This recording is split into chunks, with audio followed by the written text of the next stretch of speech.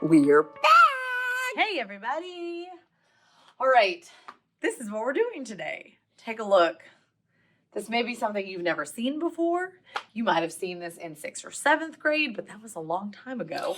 I can tell you that when I was learning math, they didn't have this stuff. You know, I don't think that we learned this like this either.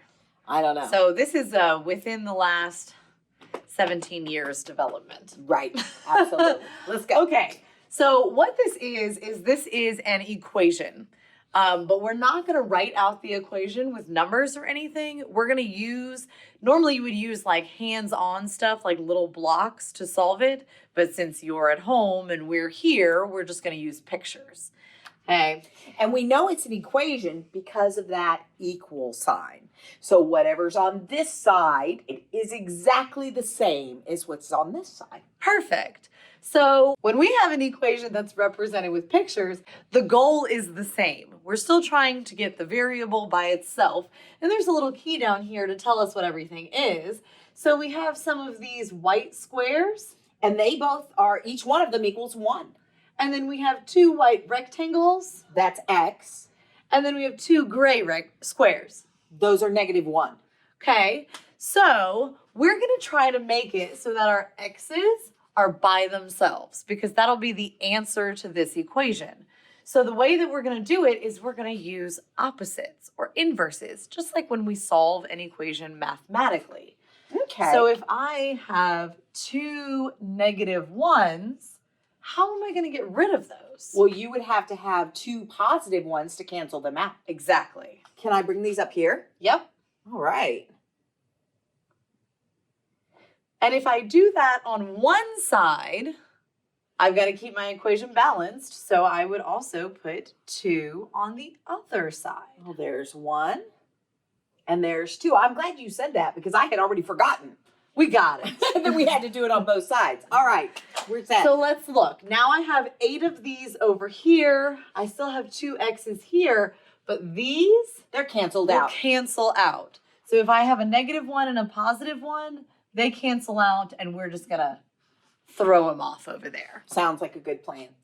So our x's are almost by themselves now. We have an x here, and then some blocks over here. So to figure out what one of those x's is worth, we're going to separate them.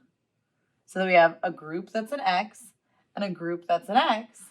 Well, this is split into 2. It is. So what should we do over here? You'd have to split it into 2. We'd have to split them into 2 groups. This is pretty cool. And And it'd have to be split into 2 even groups. Important that they have the same number of blocks. I So see this has that. 4, this has 4. So then we can grab a pen and write our answers out. All right. So we know that a single x is equal to 4. So that just means the answer to this equation is x equals 4. That wasn't hard at all, was it? Not too bad. Let's try another one. One more. Okay. All right, let's go back to a mouse while we talk about what we've got this time. Excellent. Bigger, but it's not going to be any harder. Oh, goodness. You know what I'm noticing here? What? There's a positive x there, Uh-huh. but these are each a negative x. They are. Ooh, we have variables on both sides, guys. And if you remember back when we talked about that, that doesn't work. We have to move the variables so that they're all on one side. Okay. So we're going to do something to make these cancel out and come over here. Okay. Well, if each of these is a negative x, Mm-hmm. you would need a positive x to cancel them out. Exactly. So, can I put it underneath them? Yeah. Okay, so I'm going to put this one here because that cancels out, and I'm going to put this one here. And this time, I'm not going to forget. I had to do it here, and I've got to do it there too, don't I? Yes. Okay, here. You take it. All right. And here's 1, another one. 2. Excellent. All right, so these can go away. These can go away. Can you do that? Because I don't know how. Bye-bye. Thank you. What can I say? So now Okay. we've got 3 x's here, 2 negatives here, and just 5 negatives over here. No more x's over here. Oh, now you know what we have to do? What do we have to do now? We're going to have to move these guys over here because we need our x's alone. Yes. Holy Exactly. macaroni. So if those are negative ones, Mm-hmm. we need 2 positive ones, right? We do. So we're gonna put 2. We'll put them right next to them like that And then over here, we'd need 2 positive ones also. to keep it balanced. Right. So these will cancel out, negative, positive, negative, positive. Okay. But we're also going to have some that cancel out on this other side. Oh, I hadn't realized that. Because I have a negative 1 and a positive 1 and a negative 1 and a positive 1. So those will go away. Awesome. All right, we're almost done. We've just got to make some groups. How many X's do I have? You have 3. Can you spread them out a little bit? Okay, and then you know what? I'm going to spread these out. Yep, into 3 groups.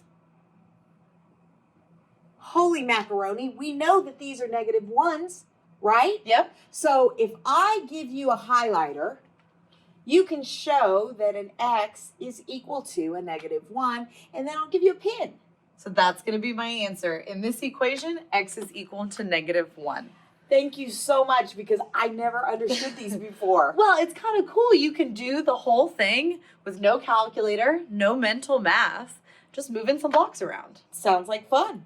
Great job, guys. We hope you learned as much as I did.